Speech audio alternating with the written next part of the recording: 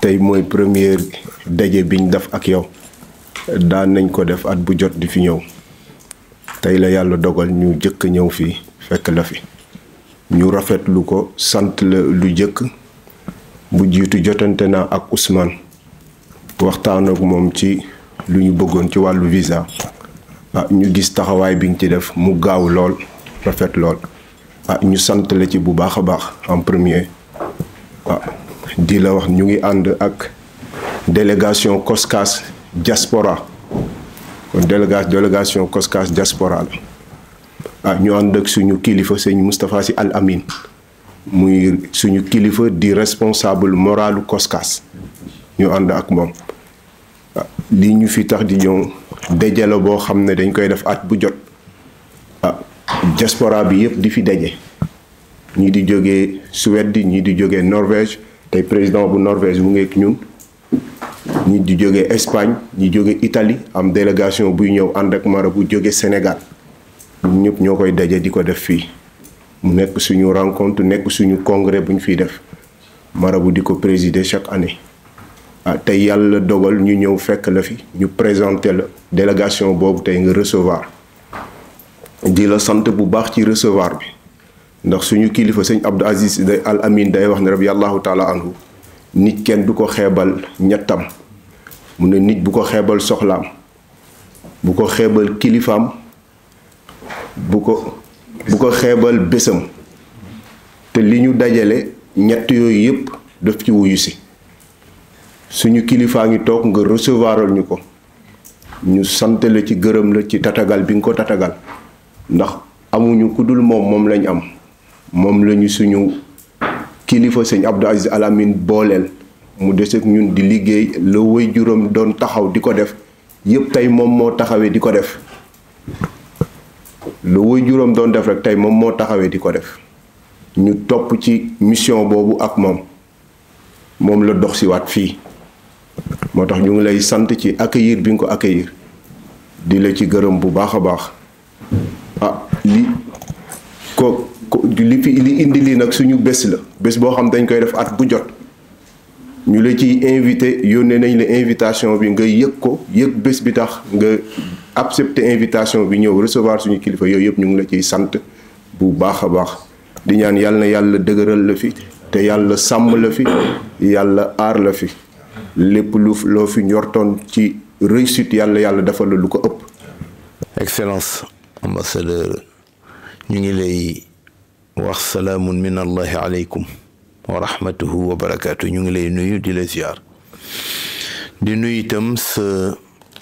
collaborateur yi nga àndal kii nu gën a jegeñ ci sunu ndeyjoor di Seyd Ousmane Noël Mbaye bokk ak nun lépp nag et il est de tradition pour le comité d'organisation au service du calife Ababacar Sy à chaque journée culturelle de recevoir une délégation du Sénégal, une délégation de ce comité, le comité d'organisation qui se met au service du calife, organise le Maulid, accueille les pèlerins qui viennent à Tivaouane et les met dans les conditions voulues par le calife général Seydi Aboubacar Sy Mahamadou Mansour. Ce comité, chaque année, convoque des journées culturelles. Une délégation de la diaspora se déplace, venir se retrouver à Paris, la capitale française. Comme nous avons notre doyen d'âge qui est notre oncle Khalifa Ababacar Mbaye, qui, chaque fois que mon père, Serigne Abdoul Aziz Sy Al Amin, venait dans cette capitale, c'est lui qui l'accueille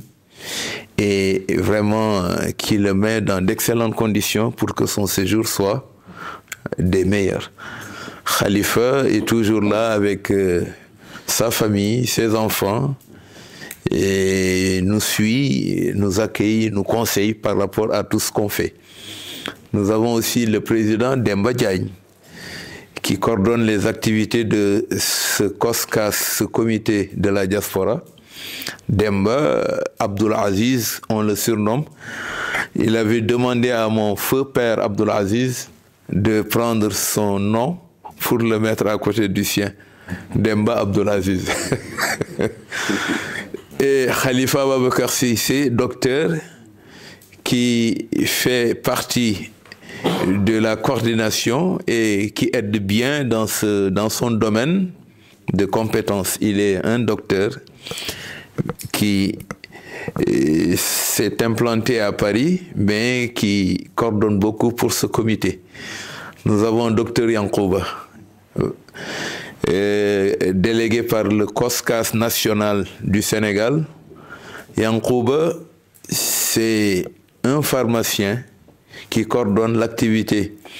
du comité médical qui s'active pour le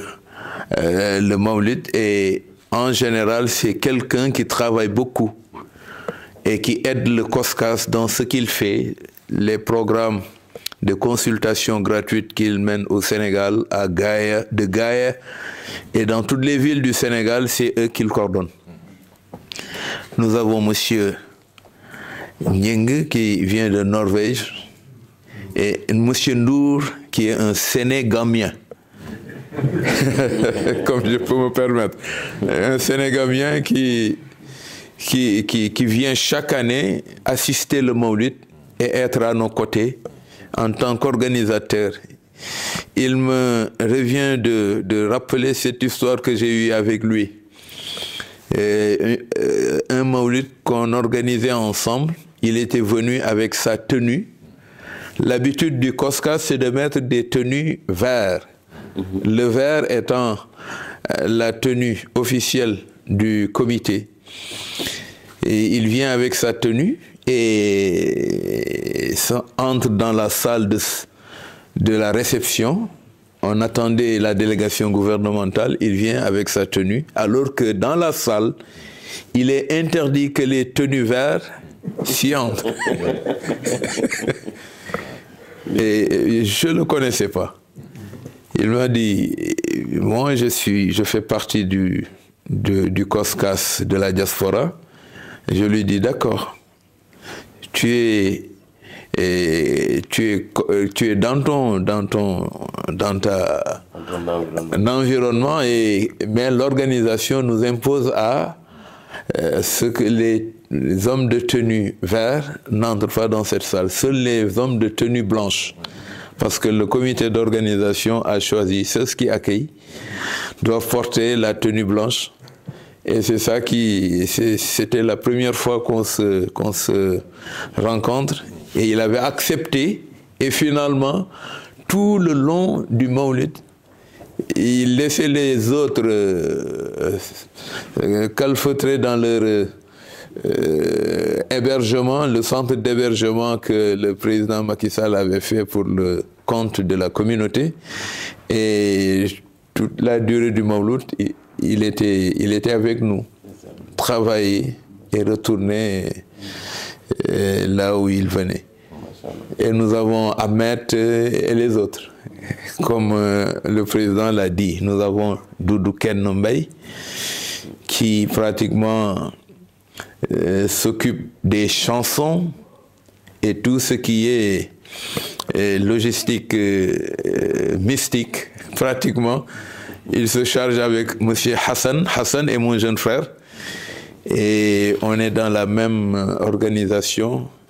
et qui aide beaucoup sur le plan culturel. Abdoul Aziz, que j'appelle toujours Papa Aziz, et Pape Malik. Papa Malik. Nous avons à côté de lui quelqu'un que Doudken dénomme État. Cheikh Tidiane Samb.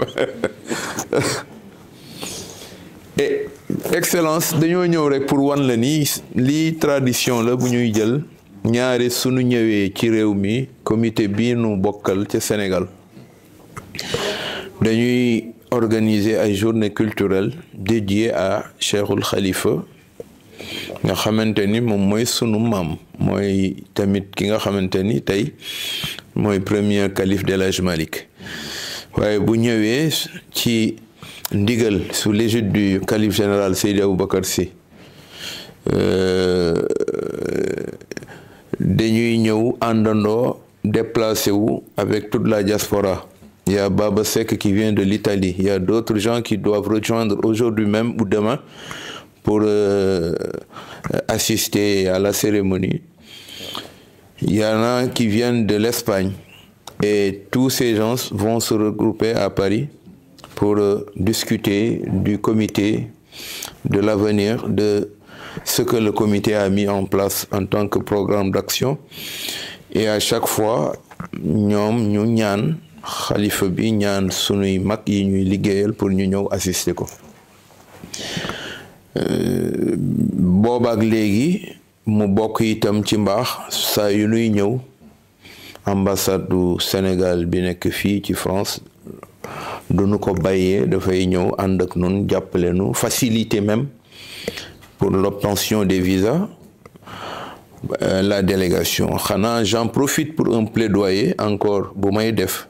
ndax beaucoup de la délégation qui devait quitter le Sénégal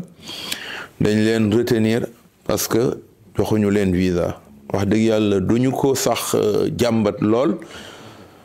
parce que daaw j'avais écrit à l'ambassadeur de la France mu vraiment def ko ci anam bi gën a yomb may nu ko toute la délégation yi ñu defoon yëpp may nanu ko ci na mu gën a gaawee même ci façon sax ñun bu nu jaaxal lool. ñoom it bi nu ñëwee j'ai adressé une lettre de remerciement delloowaat ko ba pare waxaat xale yi nañu jël seeni passeport ñoom ñëpp ñu dem présenter wu pour permettre wan leen ni la délégation n'était pas partie pour l'émigration, mais c'était juste une participation d'une cérémonie qui est très importante pour la communauté. te ren dañu gis ni ils l'ont refusé man dong lañ ci yombalal te yaakaar naa ni obtention ou visa ci yu mel ni warul nekk lu jafeñ waaye yëg nañ ni mu ngi commencé di jafeñ surtout ci ñi nga xamante ni dañuy ñëw rek dox farata delluwaat moo tax ñu bëggoon profiter de cette occasion waxaale la ko pour bu ngeen ci mënee jàppalewaat communauté bi ba nga xamante ni yu mel ni su amee duñu ñëw parce que foog naa ni ku xam séjour yi ñuy def fii ñun duñu fi ñëw mukk pour des séjours illégaux dañuy ñëw pour lu farata waxtaan seet avenir u comité bi ñu yor nan lañ koy mën a doxale mu yaatu jàppalante itam ak mbokki taalibe yi nekk fii di waxante ak ñoom di jàppalante ak ñoom di leen digal ñoom ñii chaque année dañuy gis ni lu ñuy tuddee sans domicile fixe dafa bëri fii ci réew mi ñoom ñii ñu ngi fi mais dañuy def ay journée di jàppale sans domicile fixe yi di leen jàppale ci ay teranga même d'aucuns de nos compatriotes qui ont des problèmes ñu jàppale leen woyofalal leen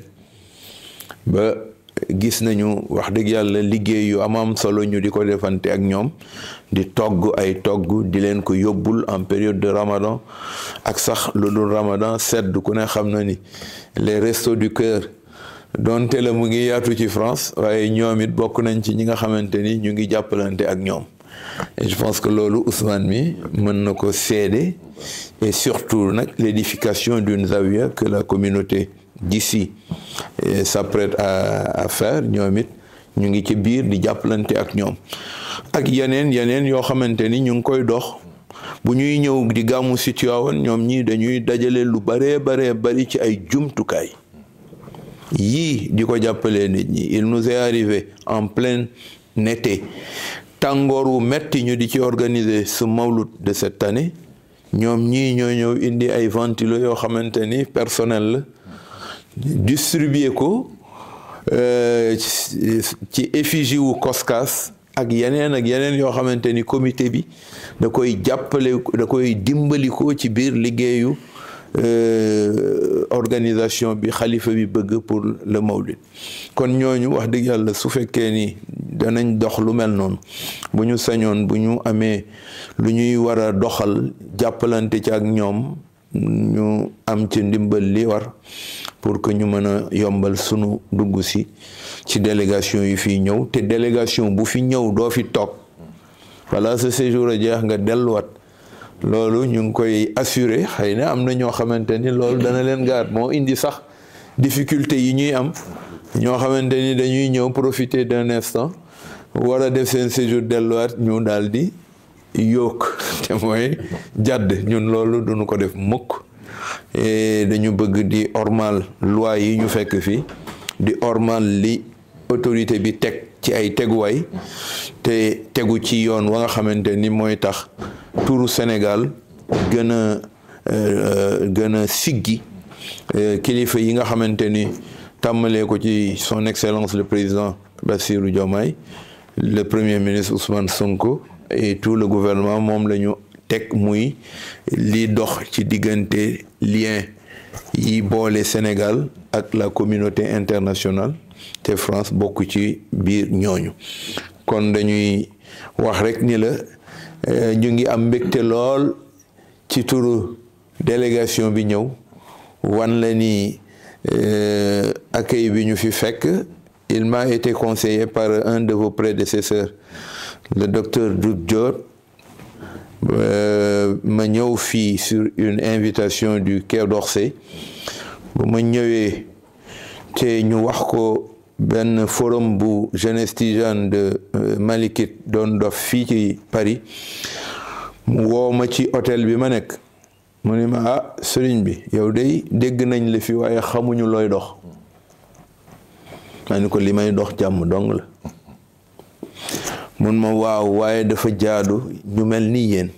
bu ngeen fi ñëwee bala ngeen a def dara war ngeen a ñëw ci këru Sénégal su ngeen ñëwee ci këru Sénégal ñu xam ni yéen a ngi ndax maara day taali bu dara xewoon ci yéen bala ñoo wax ak kenn ci réew mi ambassade du Sénégal la ñuy waxal consulat bi la ñuy waxal kon loolu jaadu na te rafet su ngeen fi ñëwee ñu yëg leen ndax bu jàmm rek dee am moom rek la ñuy ñaan ku fi ñëw loolu di la dal waaye ngeen ñëw fii nu xool leen ngeen xool nu xam ni fii mooy këru Sénégal ba bu jaaxle doon ñëw du ngeen am benn jaaxle ci dem seen kër loolu nag je l'avais retenu en leçon moo waral daan naa fi ñëw ba dem te kenn du ma yëg waaye depuis cet entretien avec son excellence monsieur Doudou Diop duma ñëw ñii saa yu ñu waxee day bokk ci seen programme ma ñaan leen pour ñu yëgal ko kilifa yi nekk fii nga xamante ni bu ñu ñëwee ñëw wan leen ni ñoom ñoo fii sunuy kilifa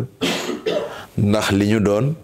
ci réew mi ak li ñuy doxal Sénégal ci njabootu Sénégal nu bokk ci biir njaboot googa kon dana rafet nu ñëw nuyu leen mu nekk une visite de courtoisie sunu diggante ak yéen wan leen ni njaboot gi rek ñoo ñëwaat dalal la parce que ñu ngi yëg ni yàggul bi nga ñëwee tàmbali say fonction su la neexoon sax mu bañ la caa fekk boo ngàntaloon te boole noo kenn ci say collaborateur bu boobaa dañuy jàpp ni yow ndax inna rasula bi qadril mursili nit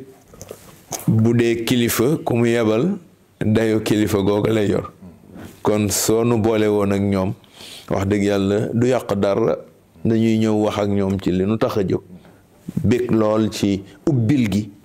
ak bàyyi xel gi ndax bi ñuy ñëw rek ñu ngi bàyyi ci suuf ñoo xamante ni ñoom nga yebal pour ñu teeru nu dalal nu doog noo indi fi yow kon nag loolu dañuy delluwaat rek wan la ni comité bi yëg na ko kilifa ga ñu yabalit yëg na ko parce que xam na ni wolof day wax ni genn golo gudd na waaye lu ca dal boroom yëg fii bu nu fi ñëwee lu fi xew lu nekk mu nga ca Sénégal ca Tivaouane waaye mu ngi yëg li nu nekk di def ko defee kon ñu santale ci turam santale ci turi ay rakkam Serigne Maodo Serigne Babacar Sy Abdoul Aziz waaye turu njaboot Serigne Hadj Malick yëpp turu comité d'organisation bii di le comité d'organisation au service du calife ci turu président national ba ca Sénégal di Mame Ousmane Sam bokkoon na ci ñi waroon a ñëw waaye yàlla dogalul visa mën a sotti te mooy le président national du comité waaye ñun ñii ñëw ñoo leen wuutu waaye wax la ni daal bég nañu lool yàlla na leen yàlla may dalu jàmm may nu ko nun ñii ba dellu jot nu dellu ci jàmm waaye yàlla na leen yàlla defal établissement yi nga xamante ni dafa nekk ay relation yu séculier ak réew mii di France ba ngeen nekk fi tey yore la diplomatie la représentation diplomatique ñu ñaanal la yàlla na ko yàlla def muy représentativité bu ànd ak ndam sedd lool te yàlla defal la lépp loo xamante ni ubbiku la defal ko Sénégal seen relation ak réew mi te may leen jàmm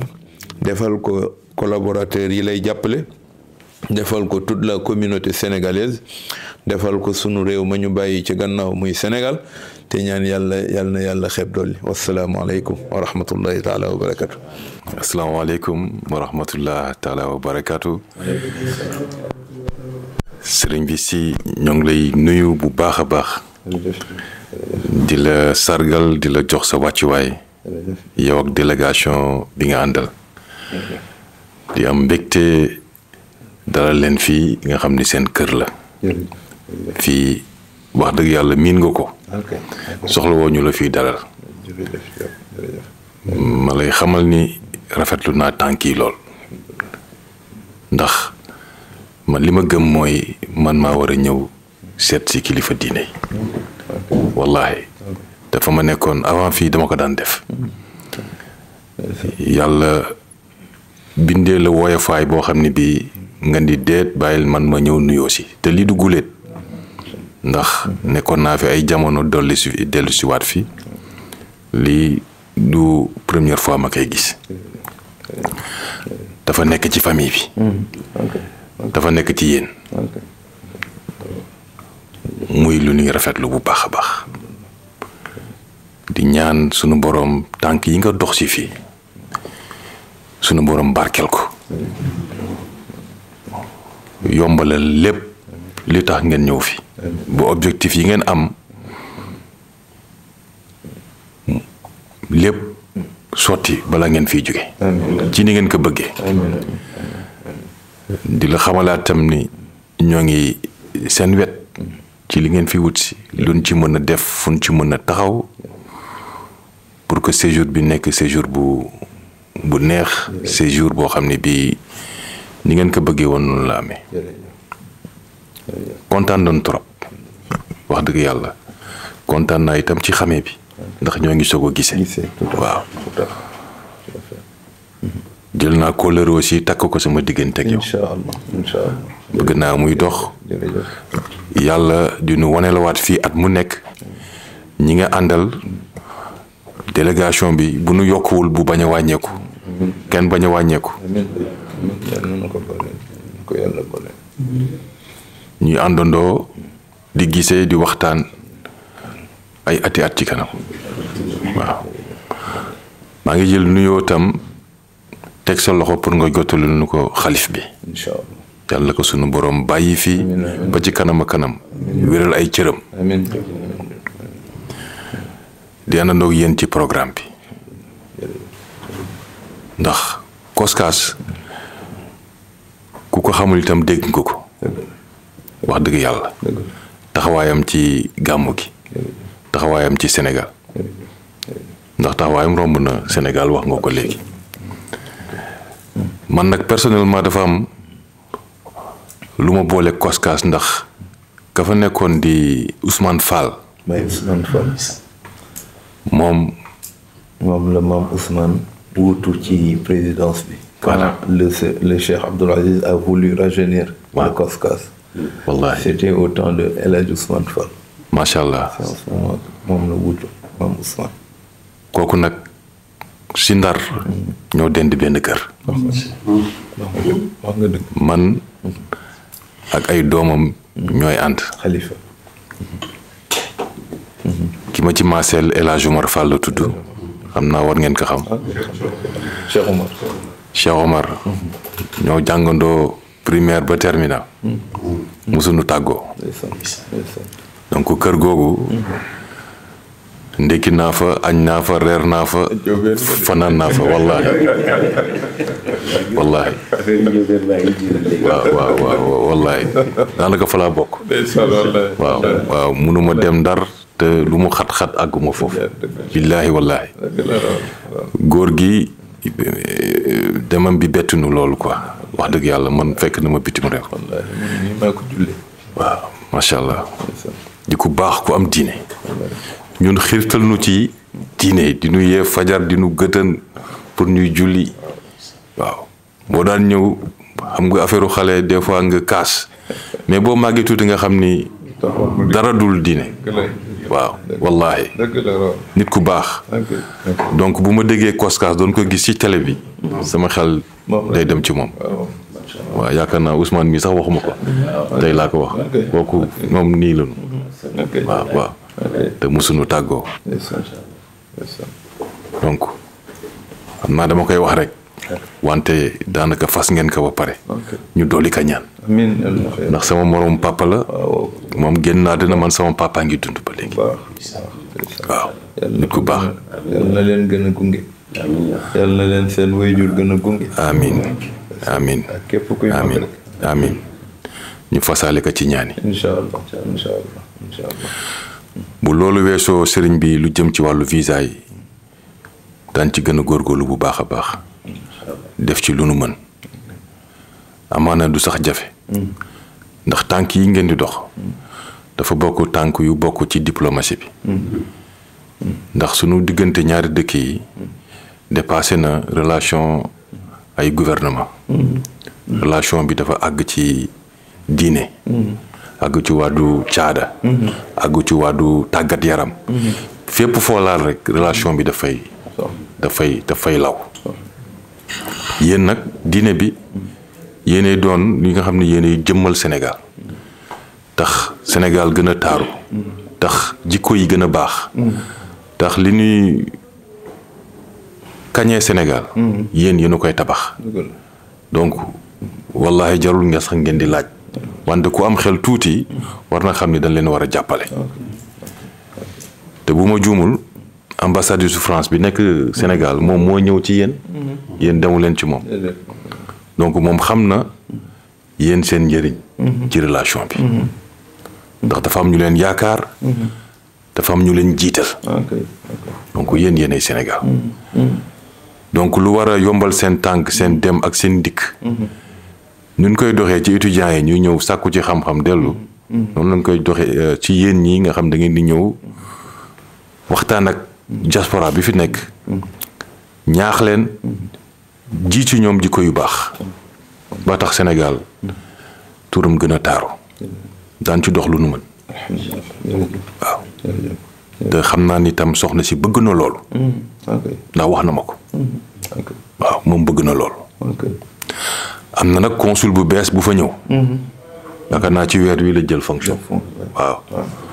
dama njortu ni amaana bees bi ak toog di xool ak yooyu mën na indi waaw yooyu noonu waaw wante bu ngeen joxee seen liste ñun ba def leen ñu ci copie rek mu xam ni ñoo ngi koy suivre lépp lu ñuy dox ñu ñaar ñoo koy dox wallahi ba démb rek waxtaan nañu waaw donc réeréwuñu ci benn fànn waaw luñ ci mën a def daan ko def ba seen dem ak seen dikk gën a yomb incha allah ngeen bañ am benn gàllankoor sëriñ bi maa ngi leen di gërëm di leen sant bu baax a baax di leen masawu di leen xamal ni takk naa ak yéen kóllëre jàpp naa te duma bàyyi waaw maa ngi seen wet waaw lu ngeen soxla nañ ko partagé luñ ci mën def daan ko def bu soobee yàlla waaw jërëjëf si jërëjëf jazakumullah xayran yal na ko yàlla fay amiin ñu bokk jàng fatiha salaatu ala nabi yéene leen ko ñaan yàlla ba mu nekk sunu mujjee daje fii